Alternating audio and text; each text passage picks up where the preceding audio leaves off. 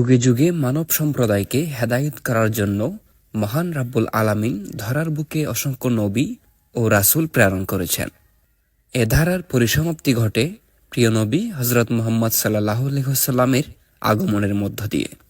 নবুয়তের ধারার পরিসমাপ্তির পর বেলায়েতের ধারার মাধ্যমে হেদায়েতের এ কাজ আউলিয়ায়ে কেরামগণ আঞ্জাম দিয়ে আসছেন। এরই ধারাবাহিকতায় ধরার বুকে শুভাগমন করেন খলিলুল্লাহ আওলাদে মুস্তাফা খলিফায়ে রাসূল সাল্লাল্লাহু আলাইহি ওয়াসাল্লাম হযরত শাইখ সৈয়দ গাউসুল আজম রাদিয়াল্লাহু আনহু, যিনি প্রিয় রাসূল সাল্লাল্লাহু আলাইহি ওয়াসাল্লামের বাতিনি নূর তাওয়াজ্জু প্রদান করে মানুষকে আত্মশুদ্ধির মাধ্যমে ইনসানে কামেল তৈরিতে ঐতিহাসিক ভূমিকা রেখেছেন। প্রিয় রাসূল সাল্লাল্লাহু আলাইহি ওয়াসাল্লামের বাতিনি নূর কলবে গ্রহণ করার পর এমনভাবে পরিবর্তন হয় যা রীতিমতো বিস্ময়কর। নবীজি সাল্লাল্লাহু আলাইহি ওয়াসাল্লামের বাতিনি নূরের প্রভাবে মানুষ হালাল হারাম পৃথক করে চলতে শিখে, এবাদতে একিনে এখলাসের সৃষ্টি হয়, সবর শুকরে পথ চলার পাথে পায়। এ তরিকত একদিকে যেমন আধ্যাত্মিক নিয়ামতে সমৃদ্ধ, অন্যদিকে বিজ্ঞানসম্মত এবং যুগোপযোগী।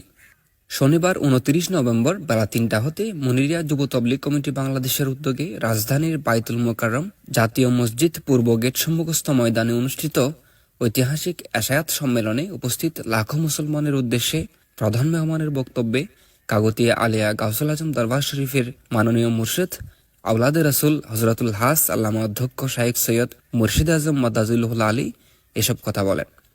চট্টগ্রাম বিশ্ববিদ্যালয়ের সিনেট সদস্য এবং সংগঠনের মহাসচিব প্রফেসর ডক্টর মোহাম্মদ আবুল মনসুরের সভাপতিত্বে অনুষ্ঠিত এশায়াত সম্মেলনে বিশেষ অতিথি হিসেবে উপস্থিত ছিলেন বাংলাদেশ জমিয়তুল মুদারির সিনের সভাপতি ও দৈনিক ইনকিলাব সম্পাদক আলহাজ এম বাহাউদ্দিন, মহাসচিব হযরতুল হাস আল্লামা অধ্যক্ষ সাব্বির আহমদ মুমতাজি, চট্টগ্রাম বিশ্ববিদ্যালয় গণিত বিভাগের chairman professor doctor Jalal Ahmed.